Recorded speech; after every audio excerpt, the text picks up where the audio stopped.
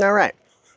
So in light of me finally coming to my senses and appreciating just how much of my existence is built on a framework of insecurity, I'd like to start my day here in a different way. I'd like to get a clean slate, explore what it would be like if I wasn't insecure.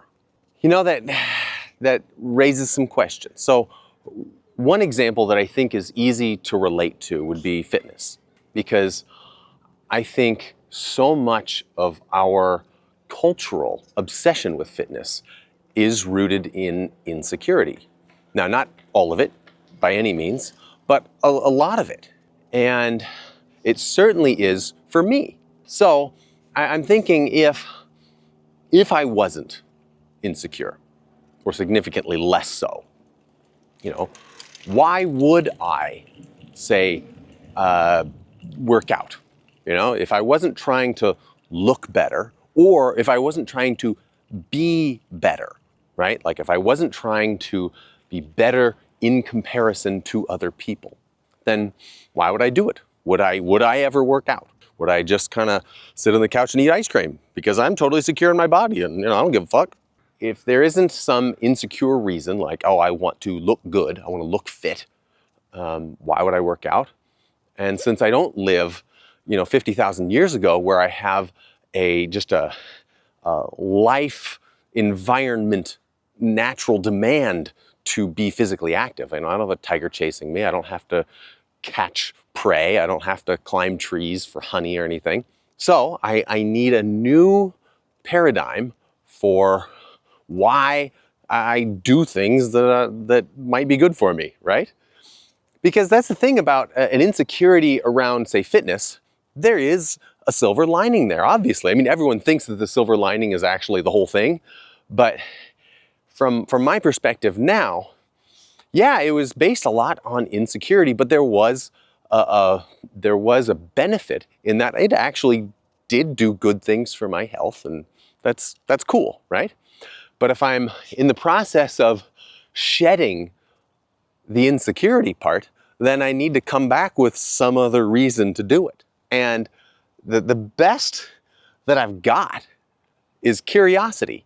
How can I approach life, and in this particular instance, movement, with more curiosity, instead of coming at it with an objective in mind, like, oh, I want to, do this particular exercise because it's going to make these particular muscles get bigger and stronger, right? That's really outcome focused. How can I instead approach things with a curious mind, legitimately curious, not just, oh, how many reps of bicep curls can they do? Although that's, I suppose that works too. But instead, what I want to do is wander around and see, how curious can I get? How far can I take it? And what happens when I start creatively viewing my environment and the ways in which I can interact with it?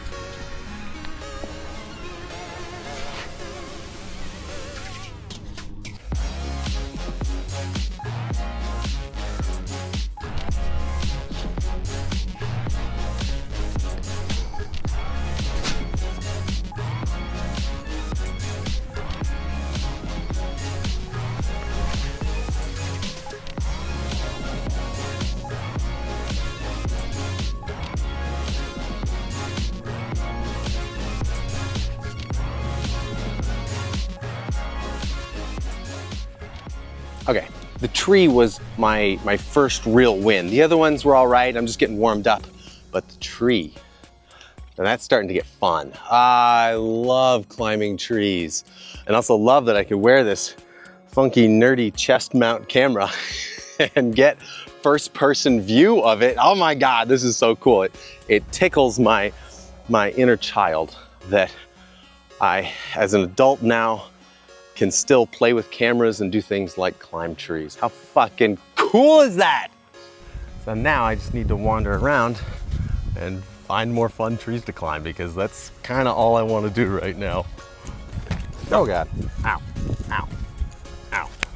Okay, literally right after I said all I want to do now is climb trees, I got a shot of my feet in slow motion going through the flowers, and it was just blowing my mind. It's the coolest thing ever. So I've spent the last 10 or 15 minutes just getting slow motion shots of my feet walking through the flowers, and I love every minute of it. I wouldn't exactly call it fitness, but it is fun.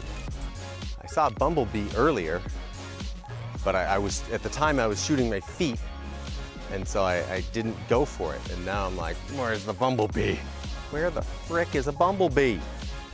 Well, shit. Guess I missed my chance at a bumblebee. How do you call a bumblebee? Here, boy. I wonder if my wireless mic goes this far. All right, we're picking up and we're moving shop.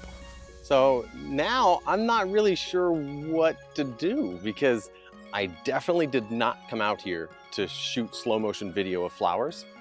And I felt like I was maybe leading you into something else. And that's actually awesome, because it meant that I got into something that was actually interesting to me, actually motivating. Okay, try that again. Don't go that way. And, you know, if I wanted to put a movement spin on it, I could. I spent a lot of time trying to walk as smoothly as I could over natural terrain, barefoot too, which is fun.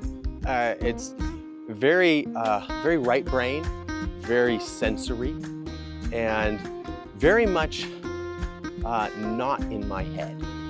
And that's wonderful. I'm being creative. I'm looking around for opportunities, and I'm having fun, following my nose. And shit, I feel like I've had a hard time connecting with that lately in my life, of being able to get into something and losing myself in it, and getting creative shots like that that just kind of tickle me. I love that. I don't know why I haven't been doing it very much lately, because I know that if that's just kind of the entry point, right? Like, yeah, follow what interests you. It doesn't mean that the first thing that interests you is the end all be all. Maybe slow motion shots of my toes going through the flowers, maybe that isn't my career, okay? But maybe it is, maybe not. But the point is to keep going, to keep following that, keep following that. I know how to talk. I know how to talk. And I want to continue to follow my nose, because I know intuitively, instinctively, that will lead me to good things. It'll lead a life of curiosity and creativity and stuff like that. And that's what I want. That's what I want. Yes. So that's cool. That's cool. I had fun with flowers today. Fun with flowers. Maybe that'll be my title. Oh, I hate titling my videos. God, have you noticed I'm the worst at it? I have. I definitely have. All right, I need to get back to real life. Not that this isn't real. This is wonderful and real. But I also need to, you know, do something productive. Productive. I gotta be productive. All right. Well, thanks for coming along with me on my little foray into flowers. There's my title. No, I don't. Okay, I'm leaving. Thank you. Thank you for joining me on that lovely little lovely. Oh, and by the way, have you thought more about being a wave? Because you're a wave, I'm a wave, those flowers back there are waves, we're all waves, and it's a wonderful way of looking at the world. All right, well, have a nice wave, and I will see you next time. Okay, I just wanted to add a little postscript to that. And what I wanted to say is just how excited I am looking forward at what I will be able to do because I am learning how to love myself. You know, just what that means for the possibilities of life and how I will be able to approach everything anew. You know, I'll be able to really reevaluate, hey, why was I doing this particular thing? And how could I do it now in a way that is authentically engaging, that is appropriate for me, you know, that actually speaks to me and gets me to the point where I lose sense of time and I can just be doing something in a way that is natural to me and is it's a creator of momentum. It moves me, you know. I don't have to discipline myself to do it. And it doesn't mean I think discipline is bad or that I should be able to just play my way through life, but it kind of does.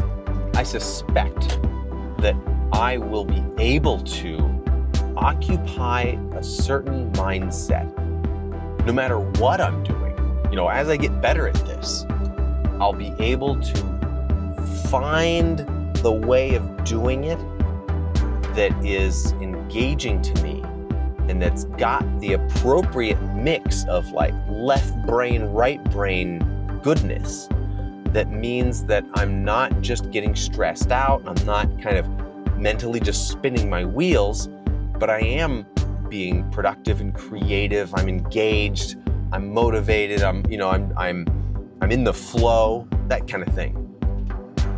And just today's little exercise of, hey, go spend some time at the park and be curious. What can I do with this? What here in front of me is interesting? And it's so funny that I started out with a shot of that big branch on the ground.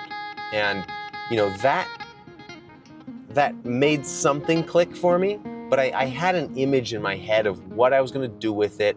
I was gonna kind of, you know, do some balancing on it, and it was gonna look like, you know, natural movement in nature kind of thing, which is cool and all, but it was actually kind of stale in my head when I thought of doing it. It was not actually like a spontaneous creative thing. It was sort of like a rerun. It wasn't until, you know, and I got something better when I was climbing the tree. I was like, oh, cool, I can play with this. But again, it was a little bit of a rerun. It was something that I've done before. Not that everything has to be unique, but the way I was doing it, I had a video in my head already when I started doing it, and that kind of tainted it. But I got surprised by the flowers, by doing the slow motion with the flowers down at, like, you know, flower level. That surprised me. It was like, oh yeah, that's cool. I want to do that again. I want to do that again. I want to do that again. And I just kept doing it until I had burned up all of my time. And I was like, well, cool. I guess I'm making a video about, you know, slow motion flowers here. And so it, you know, in one sense, it was sort of like a flop, but in another, it was a total success. And I got to, I got the experience of being inspired in real time and following that, even just for a little bit, you know? It wasn't much. I didn't really develop the idea much, but it's a start. And I know that this type of thing is made more possible because of this personal, emotional, explorational. Why does I always get tripped up on something like that? Anyway, I've been working on myself, and it means that I've got a better connection to my authentic self. I'm more able to access it because I'm less ashamed of it, because I love myself more. I get that part of the picture where it's like, oh my God, not only do I need to be loved and accepted, it needs to be it needs to be like 100%. And that needs to come from me first. I'm the first one now. Like, as far as I'm concerned, start over, blank slate. I need to love myself. And that is going to allow these personal parts of me to really come out and flourish, so I can be me and be less gummed up and just held down by fear, constant fear. Even if it's just low level, like I want to make myself look good kind of fear, it's still fear. So I'm tickled by that. And I'm even tickled by the fact that I'm not there yet. I am still self-conscious. I don't love myself all the way, and that's okay. That's part of what makes it perfect, is that none of that matters. It's still okay, even when you put it all together, you know, even if I am shirtless partly because I'm self-conscious and I want to show off to make myself feel better. Like, even if that is true, that's okay. It's like, that's just part of the picture of me. And I get to now actually appreciate all of the parts of me, even the parts of me that I'm not crazy about, and the parts of me that other people aren't crazy about. And the more okay with it that I am, just the better I end up being to me and to others, and just in life. So it's weird. It's so weird, because the more you love yourself, the better you get. But you can't wait until you're better to love yourself. Oh, fun shit. Okay, I really am done now. Thank you. And oh man, just do the thought experiment. Just think of your best qualities, think of your worst qualities, and love them all, and see what happens. Love the part of you that is skeptical as fuck right now. Love it, and be like, yeah, you seem crazy, dude, on the internet. And that part of you is perfectly lovable. No less lovable than the part of you that's a decent human being. And, you know, like, fuck it, you're all good. You're all good, and it's all of you. Not all of you. I mean, it's all of you, and it's all of you. I am really good at this. And I love it. Okay, I'll see you next time.